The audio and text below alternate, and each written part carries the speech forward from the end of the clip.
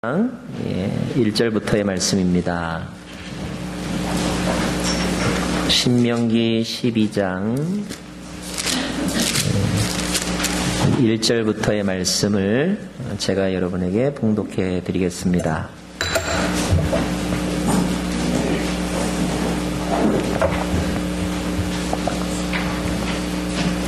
너희 조상들의 하나님 여호와께서 너희에게 주어 차지하게 하신 그 땅에서 너희가 삼가 따라야 될 규례와 법도는 이것이다.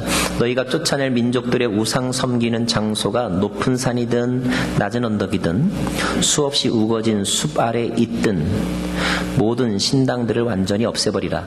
그들의 제단을 부수고 그들이 거룩하다고 여기는 우상돌들을 깨며 아세라상들을 불에 던지라. 그 신들의 모형을 베어버리고 그 이름들을 그곳에서 지워버려라. 너희가 너희 하나님 여호와를 경배할 때는 그들처럼 그렇게 하지 말라. 오직 너희는 너희 하나님 여호와께서 너희 모든 지파들 가운데서 그분의 이름을 두시려고 너희의 여러 지파 가운데서 선택하실 곳, 곧 그분께서 계실 때를 너희가 찾아야 하며 그곳에 가야 한다. 너희는 너희의 번제물들과 희생제물들과 너희 11조와 특별한 예물들과 너희가 드리겠다고 맹세로 서원한 것들과 너희 낙헌제물과 너희 소떼나 양떼들 가운데 처음 난 것을 그곳으로 가져와서 너희 하나님 여호와 앞에서 이것들을 먹고 너희 손에 가진 모든 것으로 너희와 너희 가족들은 기뻐하라. 31절 32절 말씀. 너희는 너희 하나님 여호와를 그들의 방식대로 섬기지 말라. 그들은 자기 신들을 경배하면서 여호와께서 미워하시는 온갖 가증스러운 짓들을 행해 자기 아들 딸들까지 불에 태워 그 신들에게 희생물로 바치고 있다. 너희는 명심해 내가 너희에게 명령하는 모든 것을 실행하고 그 가운데 무엇이든 더하거나 빼지 말라. 32절 말씀까지 봉독했습니다. 한 번 더 기도하겠습니다. 하나님, 주님의 말씀을 읽게 해주시고 듣게 해주셔서 감사합니다. 우리의 귀로가 아니라 마음으로 듣게 하여 주시고 우리의 지식으로가 아니라 영으로 깨닫게 하여 주십시오. CGN을 통하여 그리고 인터넷을 통하여 그리고 CD를 통하여 이 말씀을 접하는 이들에게도 하나님의 은혜가 흘러가 회복과 또 부흥과 충만함의 기적들이 일어나기를 소망합니다. 믿음대로 되게 하옵소서. 예수님 이름으로 기도합니다. 아멘. 오늘 말씀의 주제는 예배입니다. 우리가 오늘 예배 시간에 다 나와 있는데 또 예배는 우리 신자들의 특권이요 동시에 의무인데 예배 때문에 우리는 주일날, 일요일임에도 불구하고 아침 일찍부터 서둘러야 하는데 또 예배 때문에 우리는 내가 하고 싶은 것이 있지만 참고 그 물질의 일부를 떼어 드리기도 하는데 도대체 예배는 어떤 의미가 있는 것일까? 예배가 언제부터 생겼을까? 혹시 이런 부분에 대해서 생각해 보시거나 또 배워 보신 적이 있으신지요? 인간은 예배하는 존재이다. 제가 하는 말이지만 진리입니다. 여러분이 안 웃으시면 방송을 보는 분들도 못 웃으십니다.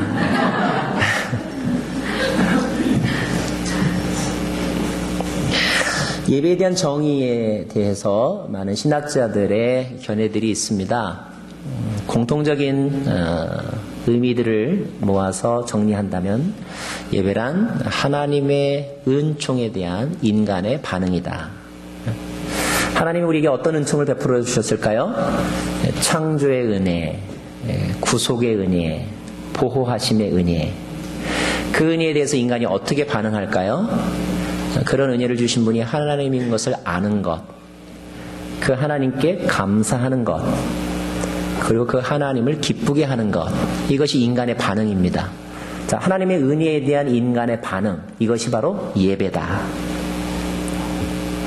도대체 예배는 언제부터 시작이 되었을까?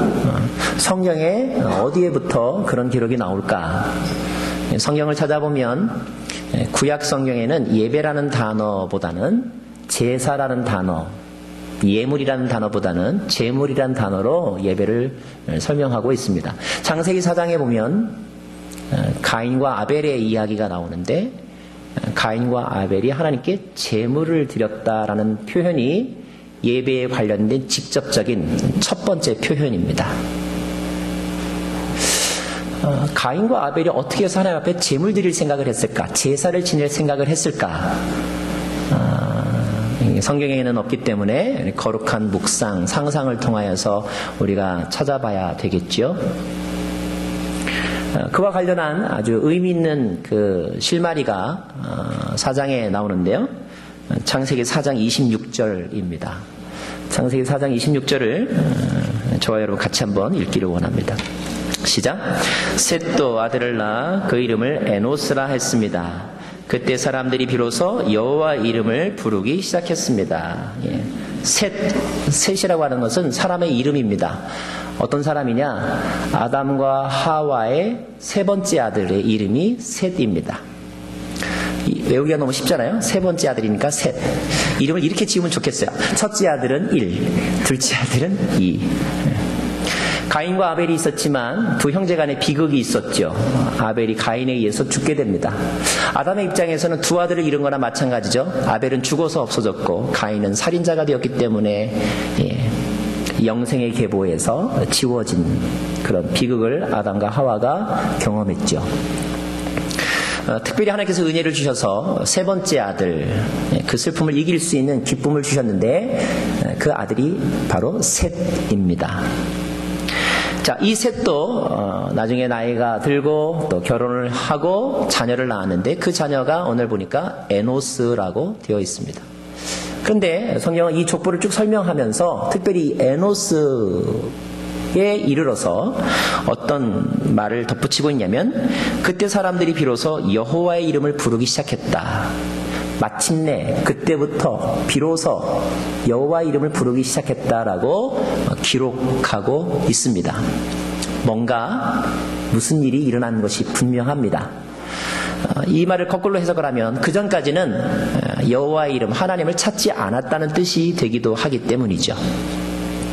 자, 어떤 일이 있었을까? 안타깝게도 또 그에 대한 자세한 보고를 성경이 우리에게 해주고 있지는 않습니다. 다만 우리는 이 족보의 이름을 묵상하면서 그 힌트를 얻을 수가 있는데요. 그 이름은 바로 이 에노스라고 하는 이름입니다. 에노스.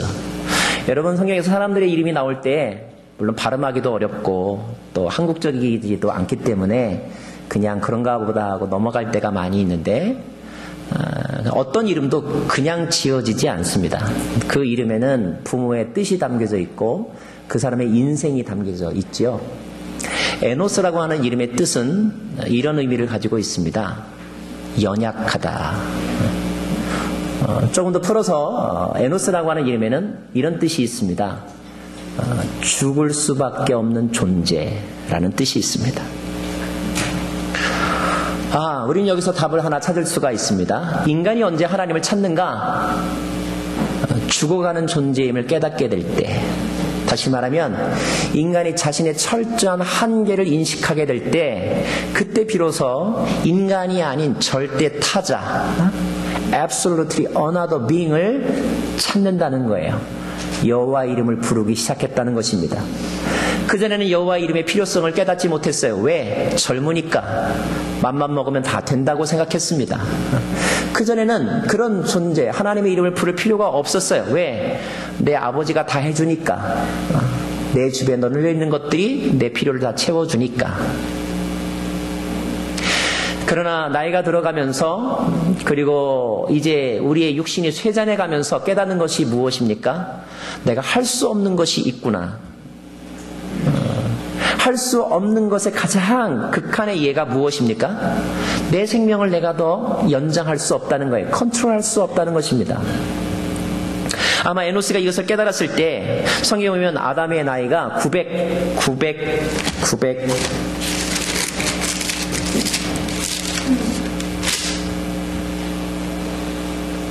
30년 동안 살았다고 그랬어요. 아담의 아들이 가인과 아벨, 가인과 아벨이 죽고 나서 한참 뒤에 셋 다음에 아들이 넷이니까 그러면 증손자가 되나요? 네. 아마 그냥 그렇게 생각을 해봅니다. 에노스가 아마도 그 할아버지의 죽음을 겪고 이런 깨달음을 얻지 않았을까.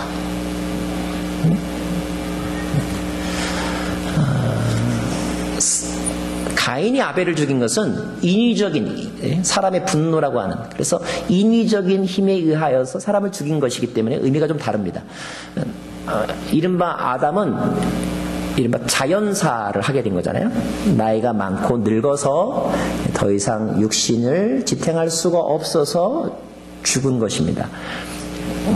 천년만년 살 줄 알았었을 것 같아요. 우리가 똑같은 일을 일주일만 봐도 그것이 영원히 함께할 것 같은 착각을 하게 되는데 아마 몇백 년 함께 살지 않았겠습니까? 어쩌면 우리 할아버지는 영원히 살 거야 라는 생각을 했었을지도 몰라요. 그런데 어느 날 그분이 더 이상 움직이지 않는 것입니다. 불러도 대답이 없는 거예요. 아무리 흔들어도 눈을 뜨지 않는 것입니다. 인간이 죽어가는 존재이구나. 만약에 에노스가 병약한 몸이었다면, 연약하다라고 하는 뜻에서 볼 수 있는 것처럼 그에게 어떤 지병이 있었다면, 그래서 어쩌면 식물인간처럼 살 수밖에 없었다면 그는 더더욱 하나님의 이름을 부를 수밖에 없었을 거예요. 중요한 진리는 이것입니다. 인간의 한계를 깨닫는 곳에서 예배가 시작된다는 것이죠. 다만 많은 사람들은 인간의 한계가 없다고 착각하고 있기 때문에 예배하지 않는 것입니다. 만약에 인간의 한계를 깨닫는 곳에서 모든 사람들이 예배를 해야 된다면 이 땅 가운데 사는 존재 중에서 예배하지 않을 인간이 어디 있습니까? 우리는 다 예배자로 살아야 합니다. 하나님의 이름을 부르며 살아야 하는 거예요. 다만 착각하고 있는 것입니다. 불완전한 인간이 자신이 불완전하다는 것을 깨닫는 것, 위대한 발견이죠. 불완전한 자기 자신이 이제 완전하신 어떤 대상을 찾는 것, 찾는다는 것 너무 중요하죠. 그리고 그분을 알게 된다는 것 중요합니다.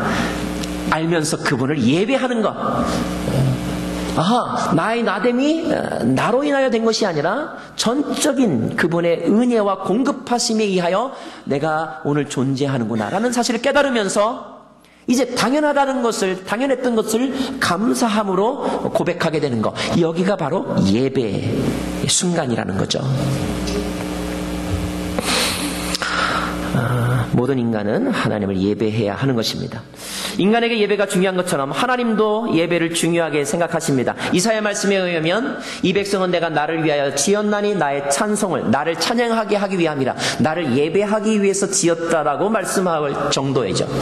다시 말하면 창조의 목적이 하나님을 예배하는 데 있다 이렇게 기록되어 있지 않습니까? 요한복음 말씀에 의하면 예수님께서 사마리아 여인을 만나서 그분에게 하신 대화 가운데 마지막에 어떤 말씀을 하십니까? 하나님은 지금도 사람을 찾고 계신다. 하나님은 어떤 사람을 찾고 계시느냐? 예배하는 자를 찾고 계신다. 어떻게 예배하는 자를 찾느냐? 신령과 진리로 예배하는 자를 찾으신다. 이렇게 기록되어 있습니다. 예배는 하나님께 집중하는 것, 마음과 뜻을 다해서 하나님 앞에 나아가는 것, 이것을 하나님이 기다리고 계신다는 것이고 그것이 우리의 의무이며 또 특권이며 살 길이라는 것이죠. 여러분, 하나님께 예배할 때 하나님 앞에 집중하고 계십니까? 어떤 목사가 새로운 취미가 생겨가지고 바둑에 집중을 하기 시작했습니다. 너무 집중한 나머지 성도님들의 머리도 바둑알로. 대부분 검은 알이죠. 근데 가끔 가다가 흰 알도 있잖아요.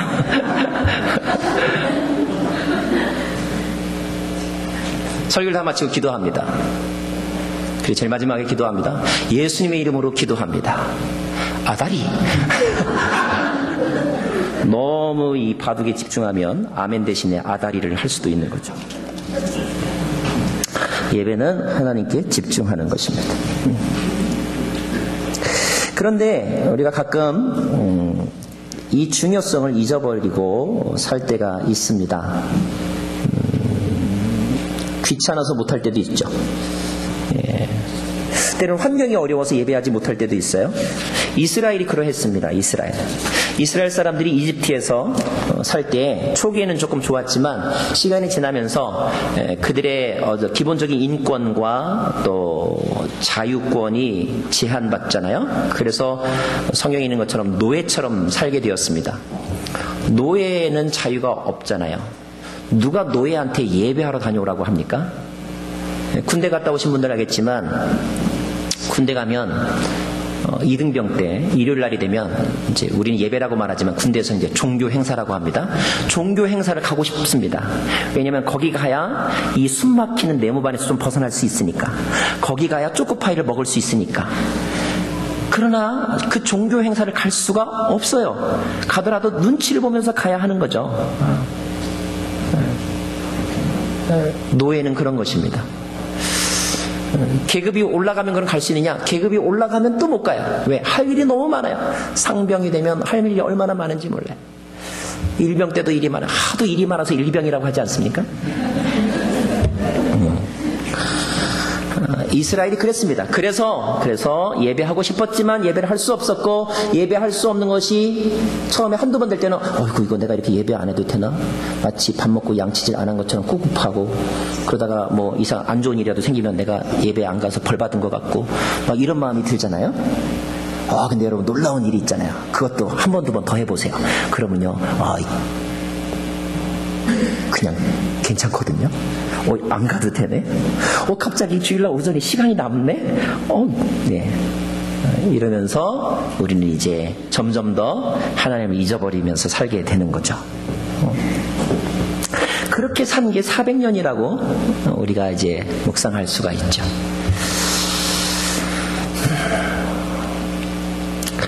그런데 하나님은 우리와 생각이 다르셨던 것 같아요. 하나님은 우리가 잊고 있는 것도 기억하고 계시는 것, 하나님은 우리가 모르는 것도 알고 계시죠.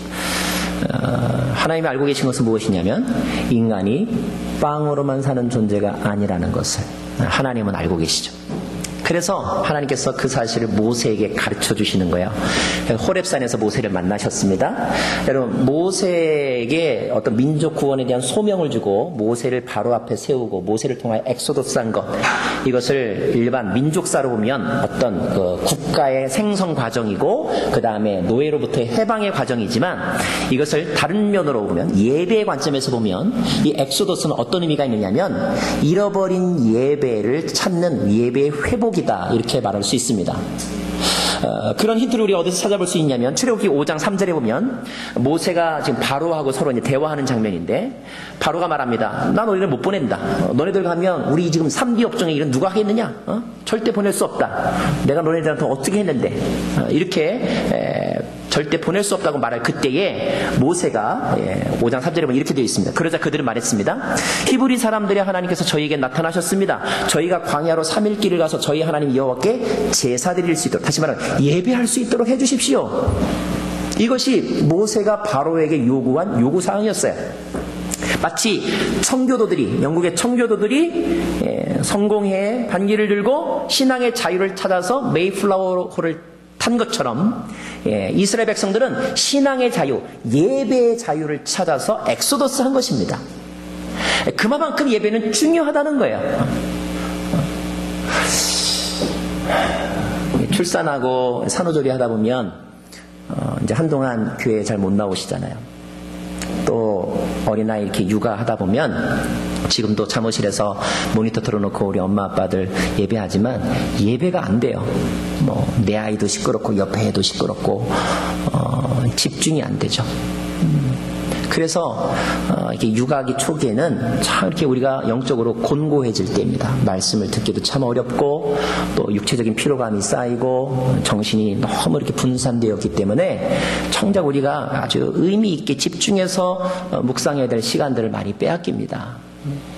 그러다가 어느 날 이렇게 예배 자리에 모처럼 나오면 마음이 뜨겁잖아요.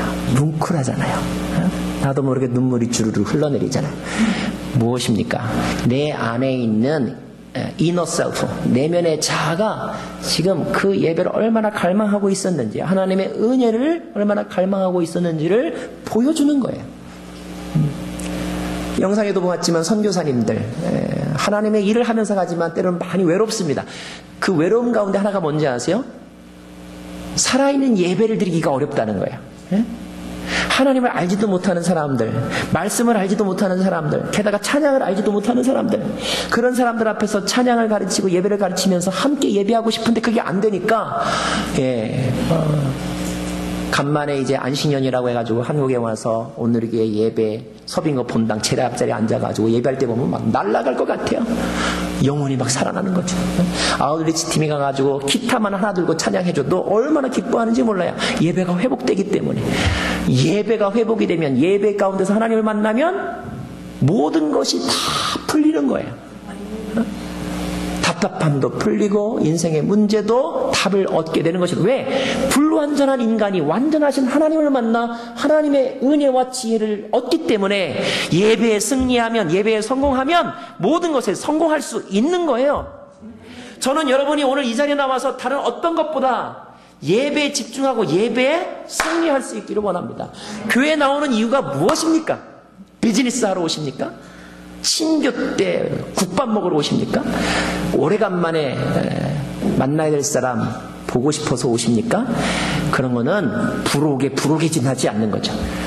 오늘 여러분이 이 자리에 나와 있는 가장 중요한 것은 하나님의 은혜를 알고 하나님 은혜에 감사하고 하나님의 얼굴을 배웠고 나를 향한 하나님의 음성, 사랑의 속삭임, 그 속삭임을 듣고자 이 자리에 있는 것입니다. 자, 그렇게 해서 이제 엑소더스를 했는데, 이제 문제는 뭐냐? 이들이 너무 오랫동안 하나님을 예배한 적이 없었기 때문에 예배하는 법을 몰랐다는 거예요. 그래서 하나님께서 시내산에서 1년 동안, 정확히 말하면 11개월 5일 동안 머물면서 그들에게 가르쳐 주신 것이 뭐냐? 하나님께서 시내산에서 그들이 가르쳐 준 건 이거였어요. 너 얼떨결에 따라왔는데, 하나님, 나는 이런 존재야. 자기 자신에 대해서 설명해 줬어요. 자신의 프로필을 설명해 주시고, 자신의 캐릭터를 설명해 주시고, 내가 좋아하는 것과 싫어하는 것, 이런 거 다 가르쳐 주셨어요. 나를 알아라. 두 번째, 나를 예배하는 법, 예배법을 가르쳐 주신 거예요. 예배하는 법 가르쳐 주셨습니다. 이것이 사실 신자의 ABC 중에서 가장 기본입니다. 가끔 아쉬울 때가 있어요. 우리 성도님들 중에는요, 예배에 대해서 정말로 정식으로 배운 적이 한 번도 없는 분들이 계세요. 세가족으로 가다 보면 그냥 남들 예배할 때 묻어서 함께 배우죠. 물론 그러니까 다른 사람이 하는 행동들, 박수 치면서 또는 기도하면서 또는 사도신경을 외우는 모습들을 보면서 그냥 자기도 모르게 오랜 세월 동안 따라가면서 배우는 경우들이 많아요. 그러나 한 번도 좀 의식적으로 구별된 시간과 장소에서 구별된 어떤 텍스트를 가지고 예배란 무엇이고 예배의 절차는 무엇이고 왜 예배를 그렇게 하는지, 왜 어떤 교회 목사님들은 시작할 때 땡 하고 종을 치는지, 설교를 왜 광고 전에 하는지 광고 후에 하는지, 왜 일어서서 찬양하는지, 사도신경을 하는지 안 하는지, 주기도는 어떤 의미가 있는지, 이런 것들에 대해서 제대로 배워보지 못한 분들도 계세요. 물론 그거 몰라도 구원에는 지장은 없어요. 그러나 우리가 의미를 알고, 그리고 기왕이면 예의 바르게 하나님께서 기뻐하시는 예배를 드리면 하나님과의 만남이 더욱더 직접적이고 밀접하고 또 효과적일 수 있는 것이죠. 그거를 가르쳐 주는 거예요. 그것이 없으면 틀린지 아닌지도 모르고 예전에 자기가 해왔던 어떤 행동이나 아니면 다른 사람이 하는 모습을 보고 그냥 무작정 따라하게 되는 것입니다.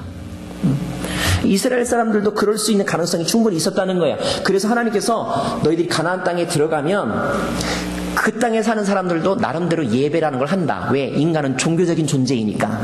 그런데 너희들이 정확하게 알지 못하면 그들 따라서 그들의 방식대로 흉내내면서 예배할 수 있다. 그렇게 하지 말아라. 오늘 그것을 가르쳐 주시는 말씀이 오늘 12장 내용입니다.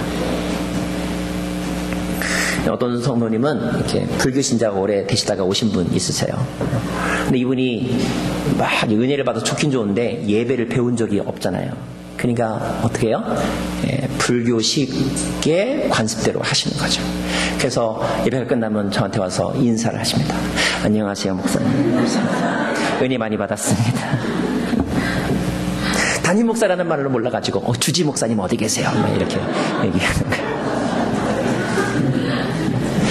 뭔가 지극정성으로 기도해야 되는데 무슨 기도를 하느냐? 기독교식으로는 40일 기도하는데 이분은 100일 기도를 하시잖아요.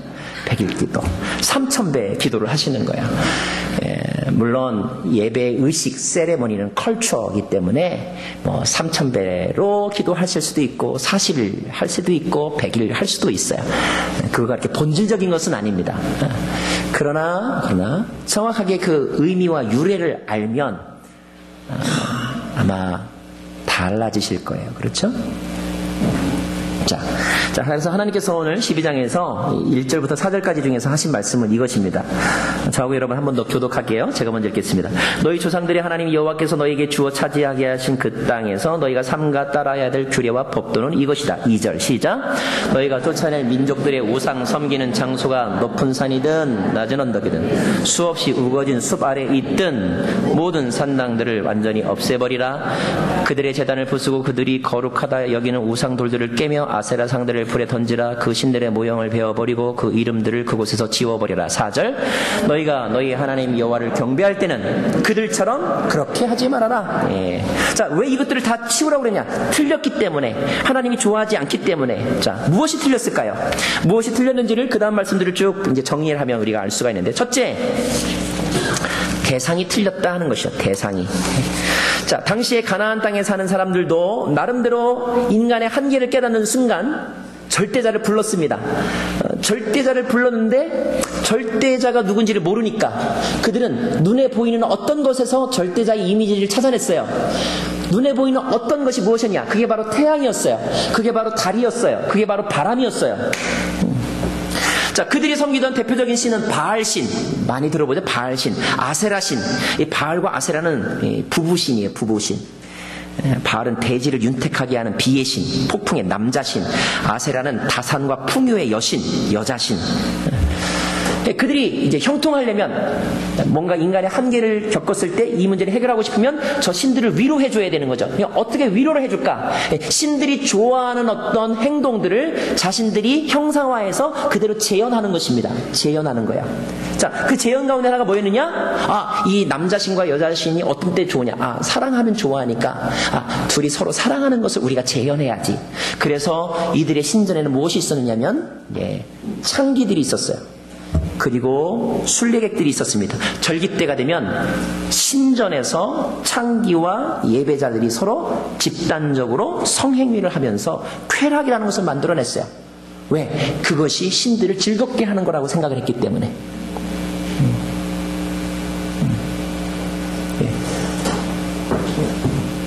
그 문화가 거기서 온 거예요. 그 문화가. 자, 여러 번 말씀드렸지만 그들이 섬기는 바알, 땅의 신, 태양신, 바다의 신은 신이 아니라 신에 의하여 창조된 피조물이라는 것. 이것이 하나님의 가르침입니다. 하나님은 눈에 보이는 어떤 형상으로 추론해낼 수 있는 대상이 아니라는 것. 이것이 성경 말씀이 우리에게 가르쳐 주시는 진리예요. 그들은 창조주가 아니라 피조물이며 그들은 생명을 구할 능력이 없다는 것입니다. 그들이 생명을 구할 능력이 없다는 것을 보여주는 아주 극명한 사건이 열왕기상에 보면 나오는데, 열왕기상에 보면 엘리야라고 하는 사람이 나오고 그 다음에 바알과 아세라 선지자들 850명의 대결이 갈멜산에서 있습니다. 갈멜산의 전투. 전투의 과제는 뭐냐? 단을 쌓아놓고 그래 기도할 때 누가 진짜 신이라면 진짜 신이 여기에 불을 내려달라, 이거였어요. 먼저 바알 선지자들이 절을 하고 기도를 합니다. 근데 아무리 절을 하고 기도를 하고 소리질러 통성으로 기도를 해도 불이 임하지 않는 거예요. 점심때가 되어도 불이 임하지 않습니다. 그러자 지켜보고 있던 엘리야가 뭐라고 말하느냐? 그것이 열왕기상 18장 27절이요. 제가 읽어드릴까요? 정오가 되자 엘리야가 바알 예언자들을 비웃으며 말했습니다. 더 큰 소리로 해봐. 그가 신이니까 아마 깊은 생각에 빠져있거나 너무 바쁘거나 여행을 떠났나 보다. 어쩌면 자고 있을지도 모르지. 깨워야 되지 않겠나? 그러자 그들은 더 큰 소리를 질러대며 자기들의 관습대로 피가 흘러나오기까지 칼과 창으로 자기 몸을 찔러 상하게 했습니다. 정오가 지나자, 그리고 저녁 곡식 제사를 드릴 때가 되자, 그럼에도 불구하고 아무런 일이 일어나지 않는 거죠. 바알 예언자들은 계속 미친 듯이 날뛰었습니다. 그 다음 같이 읽을까요? 시작. 그러나 아무 대답이 없고 아무 소리도 없었고 그 누구도 돌아보지 않았습니다. 왜요? 죽은 신이니까. 그들의 신은 살아있는 신이 아니니까, 형상에 지나지 않으니까 아무것도 해주지 않는 것입니다. 그럼 또 이런 고민을 하는 분이 있죠. 그런 아무것도 아닌 신들을 믿으면서도 기도하면 병이 낫는 사람이 있던데요. 있지요. 그것은 신의 은혜의 힘이 아니라, 신의 능력의 힘이 아니라 그 사람의 믿음의 힘이죠. 어떤 믿음? 심리적인 요인에 의한 치료죠. 거짓 종교를 믿는 사람들에게도 나름대로 돈독한 신심으로 병이 고올 수 있습니다. 그러나 거짓 신들에게는 무엇이 없느냐? 은혜라는 것이 없는 거예요. 신으로부터 나오는 것이 아니라 자기의 심리의 내면의 과정을 통하여 만들어내는 기적에 지나지 않는 것입니다. 엘리야가 기도하죠. 엘리야는 그냥 기도하지 않았죠. 오히려 제단에다 물을 잔뜩 부어가지고 태양빛에 의해서 그냥 우연히 불붙은 게 아니라는 것을 확실하게 증명해 주죠. 엘리야가 기도할 때 엘리야의 목소리에 의하여서 심리적인 작용에 의해서 불이 붙은 것이 아니라 인간의 능력과는 전혀 상관없이 저 하늘 높은 곳에서부터 하늘로부터 임하는 불이 제단에 쏟아진 것이죠. 왜? 살아계시니까. 우리가 믿는 하나님은 살아계신 분이시니까. 저와 여러분이 믿는 하나님이 살아계신 하나님이시기를 원합니다. 똑같이 하나님을 예배하는데 어떤 분의 하나님은 지금 죽어 계실지도 몰라요. 하나님은 죽은 자의 하나님이 아니라 산 자의 하나님이시라.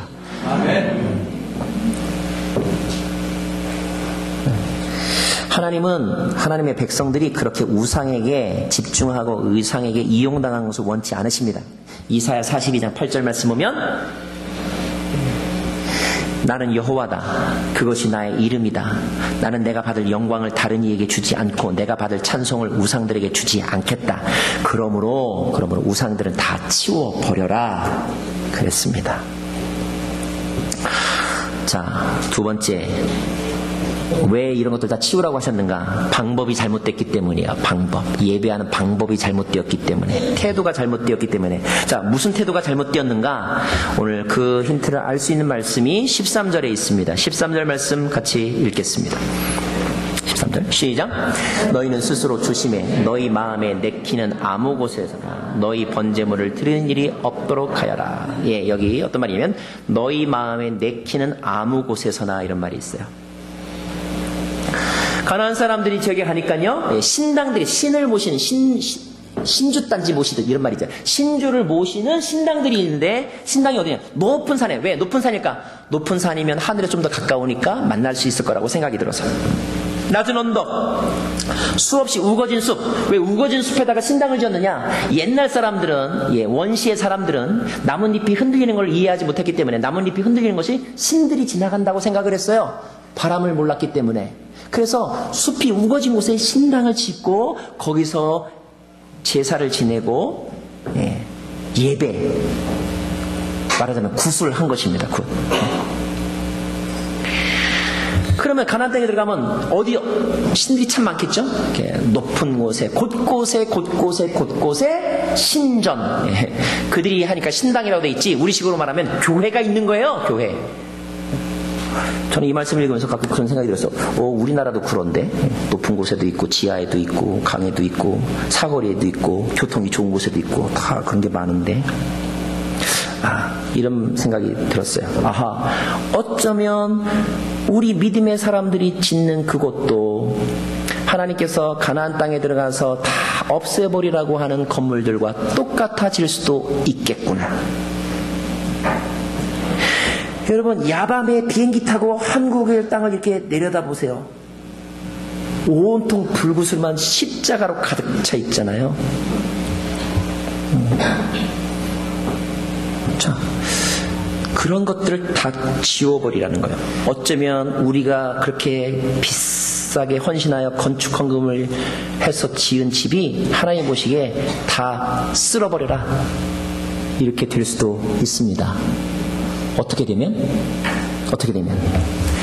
너희 마음에 내키는 대로 아무 데서나 하면 물론 예배하는 사람 치고 내 마음에 내키는 대로 한다고 얘기하는 사람은 아무도 없어요. 하나님의 뜻에 따라서 하나님을 위하여 한다고 신앙적 고백과 표현들을 하지요. 그런데 그 사람의 주장이 중요한 것이 아니라 하나님의 예리한 현미경으로 들여다보았을 때 아무리 네가 그렇게 종교적인 수사학을 사용한다 할지라도 기본적으로 그곳에 너가 살아있고 네 뜻이 살아있고 네 욕망이 살아있으면 그곳은 교회의 건물이라고 하는 이름을 붙이고 있지만 신당과 다를 바가 없느니라.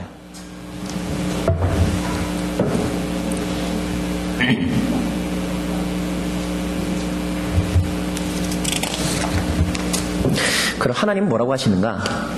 5절 말씀 읽어보겠습니다. 5절 말씀. 시작.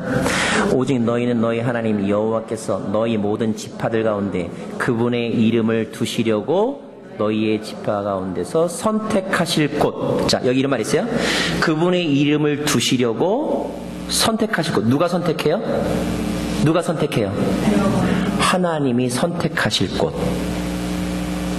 그분께서 계실 곳. 그곳을 너희가 어떻게 해야 된대요? 찾아야 하고 어떻게 해야 된대요? 가야 한대요. 여러분, 예배 가운데 우리가 아주 조심하면서 오늘 이 말씀을 계기로 해서 우리가 똑같이 고백하더라도 의미를 정확하게 파악해야 될 것은 무엇이냐면, 하나님 여기 오세요. 여기 오세요. 여기 내가 있으니까 여기 와서 나를 구원해 주세요. 이거는 엄밀하게 말하면 예배가 아니에요. 예배는 그분이 계신 곳으로 찾아가는 거예요. 물론 하나님 여기 오세요. Help me, save me, come to me. 이런 기도가 틀리다는 것은 아니에요. 그러나 그것은 엄밀한 의미에서 예배가 아닌 거예요.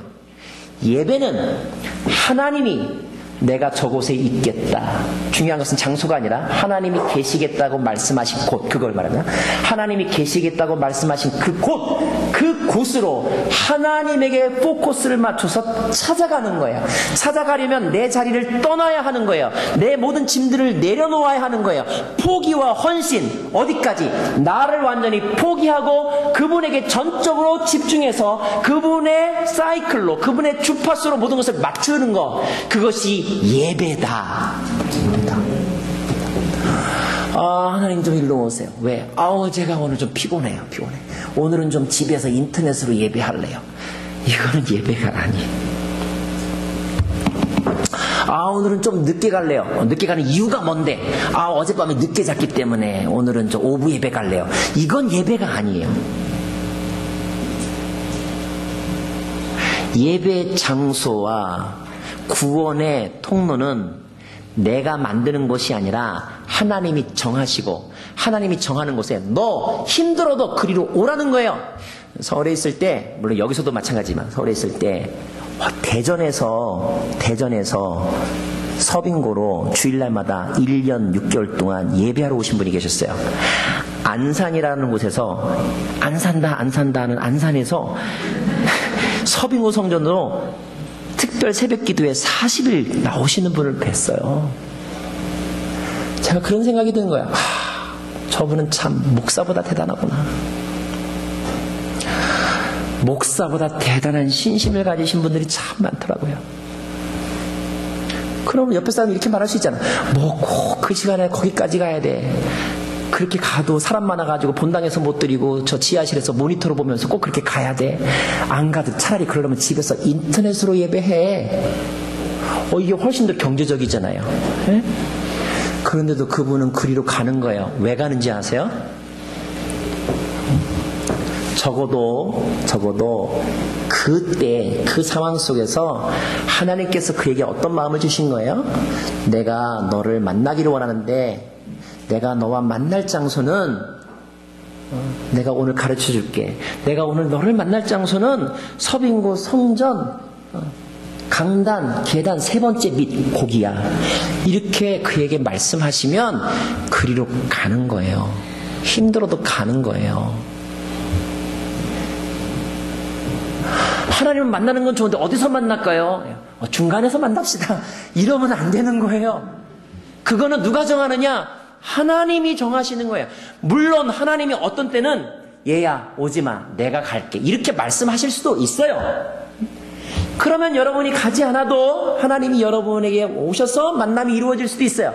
중요한 것은 그것이 어디든지 간에 또 오늘 이 구약에서는 그렇게 여러 곳이 아니라 딱 한 곳에만 두겠다.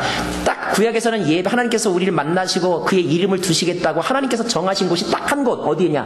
예루살렘 딱 한 곳이었어요. 그래서 이스라엘 사람들은 원근각지 어디에 살든지 간에 1년에 적어도 3번 예루살렘까지 그 비싼 경비 들여서 여러 날 걸려서 예루살렘을 왔다 가는 거예요. 왜? 하나님이 여기가 내 집이야 라고 말씀하셨기 때문에.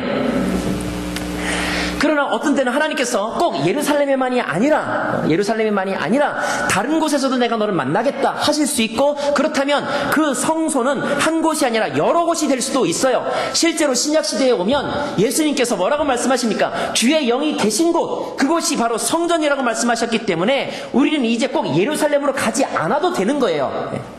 중요한 것은 하나님을 만나는 곳이 한 군데냐 여러 곳이냐 여기냐 서울이냐 이것이 아니라 그 시대의 그 상황 속에서 하나님께서 정하셨다는 것이 더 중요한 것입니다. 자, 이것을 우리의 교회에 어떻게 적용할까요? 저는 오늘 이 말씀을 준비하면서 이런 고민을 다시 한번 해보는 거예요.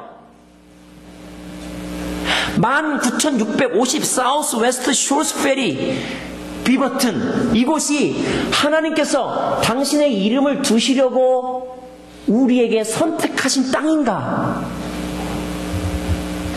그 땅이면 오늘 여러분이 여기에 온 것은 참으로 의미 있고 복받을 일을 하는 것이고, 하나님께서 여기를 더 이상 그런 땅이 아니다라고 하셨으면 저와 여러분 여기서 헛수고 하는 거예요. 하나님이 없는데 거기 가서 예배하는 게 무슨 의미가 있어요? 그냥 친교하는 거지요. 그래서 그런 질문을 기도하면서 말씀을 준비하면서 드리는 것입니다. 하나님, 이 땅이 어떤 의미가 있는 곳입니까? 이 땅이 하나님께서 정말로 이 포틀랜드 땅에 우리를 위하여 예정하시고 임하시겠다고, 그리고 늘 상주하시겠다고 기름 부으신 땅입니까? 목사로서 이런 기도를 드리지 않을 수가 없는 거예요.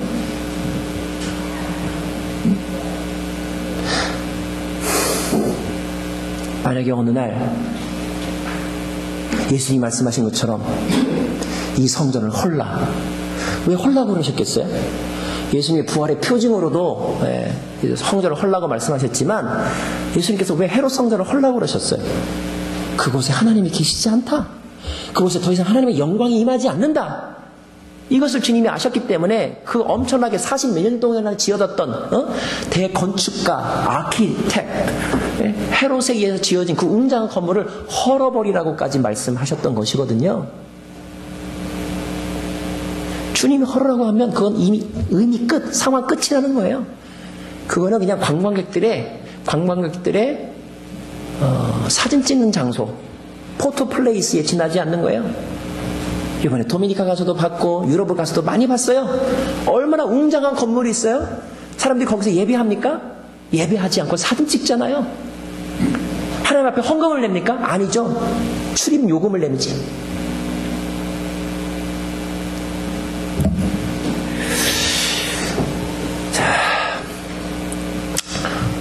저와 여러분에게 이런 믿음이 있죠. 하나님이 이곳에 계시고 하나님께서 기름 부어 이 교회를 시작하게 하신 곳, 하나님께서 허락하셔서 언젠가 이 땅을 매입하게 하시고 건물을 짓게 하신 곳. 오케이, 우리가 다 인정하고 감사하는 거야. 이제 우리가 좀 더 나아가서 더 깊은 관심을 갖는다면 하나님이 계속하여 이곳에 주님의 이름을 두실 것인가? 여기에 이제 우리의 관심이 있어야 하는 것입니다.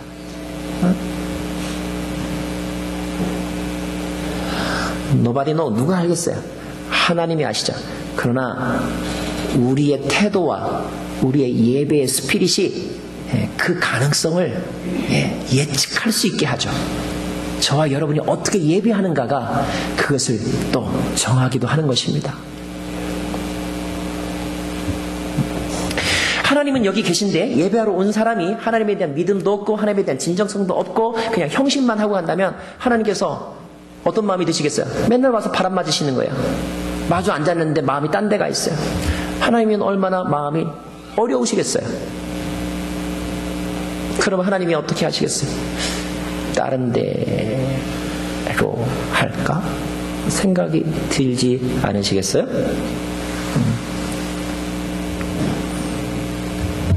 또 반대로 하나님 이미 가신 지 오래인데 여기 앉아가지고 막 갈급하게 막 통성기도 해보세요. 바알 선지자처럼 몸을 칼로 찢으면서 기도해보세요. 그런다고 불이 임하나요? 예배가 이루어지려면 이곳에 하나님이 계셔야 되고 하나님이 계신 것과 자기를 찾는 이들에게 반드시 상주신이심을 믿어야 하는 우리의 믿음이 이럴 때 예배 은혜, 예배 기적이 일어나는 것입니다. 11절 말씀 같이 읽어볼까요? 시작. 그때 너희 하나님 여호와께서 그분의 이름이 있는 곳을 선택하신 그곳에 너희는 내가 명령하는 모든 것을 가져다 드릴 것이며 그것은 너희 번제물과 희생제물과 너희 11조와 특별한 예물과 너희가 여호와께 바치겠다고 약속한 가장 좋은 소유물들이어야 한다 그랬습니다. 그래서 여러분 마음속에 예배란 하나님이 계신 곳으로 찾아가는 것이다. 그분이 우리에게 찾아오시는 것이 사랑이라면 우리가 그분에게 찾아가는 것이 바로 예배이다. 예배는 그분을 내게 맞추는 것이 아니라 나를 그분께 맞추는 것이다. 어떤 신의 이름이든지 간에 그 신을 나에게 맞추려고 하는 것은 인본주의이다. 예배는 자아도취가 아니다. 예배는 나의 감정을 최대한 흥분시켜서 나를 확장하는 것이 아니다. 예배는 하나님으로 나를 채우는 것이다. 예배는 엑스터시가 아니다. 예배는 환타지가 아니다. 예배는 하나님으로 충만해지는 것이며 그러기 위하여 하나님의 임재 속으로 뛰어드는 것이다. 예배에 스며들어 있는 인본주의를 조심하라. 오늘 말씀의 핵심 결론입니다. 또 하나 오늘 12장 말씀에서 얻을 수 있는 게 있다면 뭐냐면 기쁨과 평화가 없는 예배를 드리지 말아라. 12절 말씀 같이 읽어볼까요? 12절 말씀 시작. 그리고 거기서 너희 하나님 여호와 앞에서 너희와 너희 아들 딸들과 너희 남종들과 여종들과 자기 몫이나 기업이 없는 너희 성문 안에 있는 레위 사람들이 함께 기뻐하라. 18절 말씀에도 보면 대신에 너희는 너희 아들 딸들과 너희 남종들과 여종들. 자, 남종, 여종 이런 말들은 무엇을 상징하는 것입니까? 모든 사람이 예배 자리에 나왔다면 예배 가운데 있는 모든 사람들은 신분에 상관없이 어디 앞에서? 하나님 앞에서 하나의 가족애와 하나의 공동체 의식과 하나의 사랑의 마음을 가지고 함께 기뻐하여라. 음식이 있느냐? 나눠 먹어라. 사랑이 있는 예배, 사랑과 기쁨의 충만함이 있는 예배를 드려라. 예배 후에 기뻐해라. 예배하고 나서 싸우지 말아라. 주차장에 가서 인상 쓰지 말아라. 배식량 가지고 불평하지 말아라. 많이 주면 많이 드시고 적게 주면 적게 먹으시고 안 주면 금식하시고. 네. 하나님 앞에서 녹여라. 네? 멜팅팟 녹여라. 미움도 녹이고 서운함도 녹이고 분노도 녹이고 다 녹여라. 어우러져라. 어우러짐이 없는 예배 가짜다. 하나님과 하나가 되어야 되고 하나님의 사랑하는 사람들과 하나가 되지 않는 예배는 가짜다. 거짓이다. 그런 예배 드리지 말아라. 마지막으로 한 가지 더 있다면 그것은 잘못된 희생을 드리지 말아라 하는 것입니다. 가나안 사람들은요 그것도 사람의 피를 마셨어요. 왜 피를 마시냐면 피를 마심으로 신과 교감할 수 있다고 생각을 했어요. 어떤 사람은 사슴을 잡아서 피를 마시잖아요. 근데 하나님은 뭐라고 말씀하시냐면 23절 말씀 읽겠습니다. 시작. 그러나 피는 먹지 않아야 함을 명심하라. 이는 피가 생명이기 때문이다. 라고 합니다. 같은 맥락의 말씀으로 31절 말씀 보면 뭘 하지 말라고 돼 있냐면 그 사람들은 뭘 하냐면 가증스러운 짓들로 아들과 딸까지 불에 태워 신들에게 희생물로 바치는데 그런 거 하지 말아라 그랬어요. 여러분, 이 종교성을 가지고 있는 민족들이 원시시대 사람들이 하던 제사 가운데 뭐가 있냐면 인신공양이라는 게 있어요. 인신공양, 사람을 제물로 드리는 것입니다. 우리나라 전래 동화입니까? 심청전에도 보면 그게 뭡니까? 결국 인신공양 아닙니까?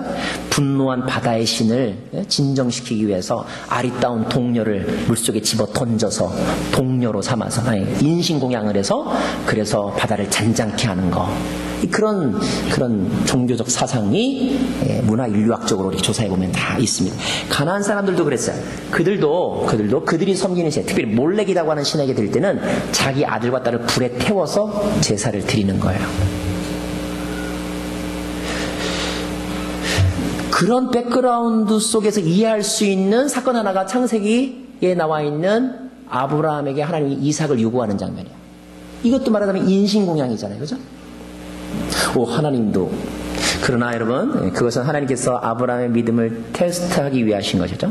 하나님은 분명하게 말씀하십니다. 하나님은 절대 사람을 제물로 쓰지 말아라. 사람을 제물로 바치지 말아라. 심지어 좀 전에 읽은 말씀처럼 피를 먹지 말아라. 왜? 피는 생명이기 때문에. 다시 말하면 생명을 너희가 제물로 생명을 해하지 말아라. 오늘 이렇게 말씀하고 계신 것입니다. 누구나 다 자식이 소중한데 그것이 뭐 이교도이든 뭐 아니면 뭐 미신을 믿는 사람이든 뭐 정통교리의 사람이든 자식까지 드릴 정도면 아마 진짜 심장을 도려내는 것과 같은 아픔을 감수하고 자식을 드렸을 것 같아요. 그 정도로 어쩌면 문제가 심각하다는 뜻이겠고, 그 문제가 뭐 자연재해든지 아니면 자기가 지은 죄든지 보통 심각하지 않았기 때문에 아마 극한의 상황에서 아마 인간이 하려고 했던 것이 아마 사람을 제물로 드리는 것까지이지 않았겠나 싶습니다. 그런데 참 감사하게도 하나님은 No, never, 절대 그렇게 하지 말라고 말씀하세요. 물론 하나님을 예배하는데도 희생의 의미가 필요하고, 희생으로서 물론 물질을 드리기도 하지만 때로는 짐승, 비둘기나 소나 양을 잡는, 그들의 피를 흘려야 하는 희생의 요소들이 분명히 있어요. 그럼에도 불구하고 하나님은 절대 인간이 그럼 그럴 정도로 심각한 죄를 지으면 어떡합니까? 저는 그래서 이 말씀 속에서 복음을 발견합니다. 하나님은 생명을 사랑하시고 한 인간을 너무너무 사랑하시기 때문에 그 인간의 물리적 생명 자체가 끊어지는 것을 원치 않으시죠. 왜? 물리적 생명이 살아야 또 영혼의 생명도 누릴 수 있기 때문이겠죠. 그럼에도 불구하고 그 인간이 그렇게 죽어 마땅한 죄를 지으면 어떻게 합니까? 그래서 하나님께서 선택하신 것이 무엇입니까? 자기 스스로 죽으심으로 우리의 생명을 구원하시는 것이죠. 예수 그리스도. 예수 그리스도는 저와 여러분이 제물로 희생이 되는 것을 막으시기 위해서 당신 스스로 유일하게 사람으로 제물 되신 유일회적인 사건.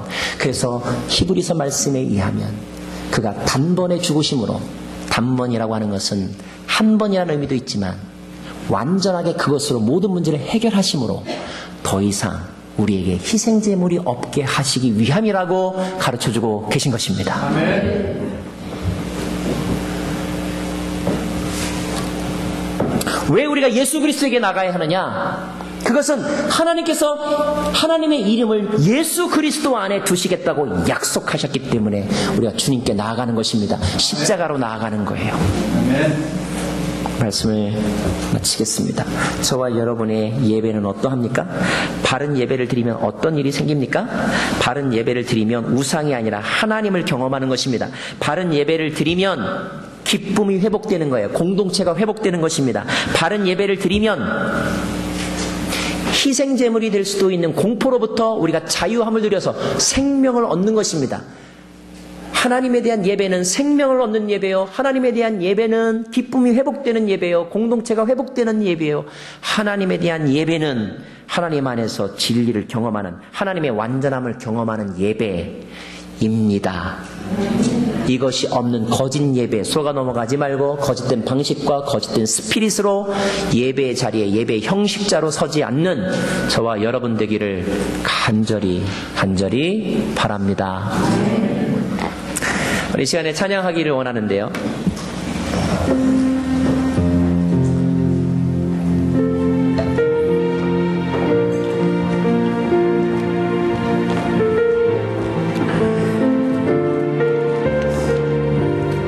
성령님은 예배의 영이십니다. 성령님은 우리 안에서 예배하게 하십니다. 진정한 예배를 드리게 하시는 분은 성령님. 성령께서 우리 안에 있는 영을 깨우셔서 하나님의 영과 만나게 하십니다. 성령께서 우리를 예배할 곳으로 부르십니다. 성령께서 하나님의 이름이 두실 곳이 어딘지를 깨닫게 해주세요. 그것이 어떤 때는 이 본당일 수도 있지만 어떤 사람에게는 병상일 수도 있어요. 그것은 그때그때마다 성령께서 정하여서 가르쳐 주시는 거예요. 그 성령의 음성을 들으면 그 음성에 여러분이 순종하여 나아가시면 되는 것입니다. 그런 마음으로 함께 찬양하며 우리의 마음을 주께 올려드리길 원합니다.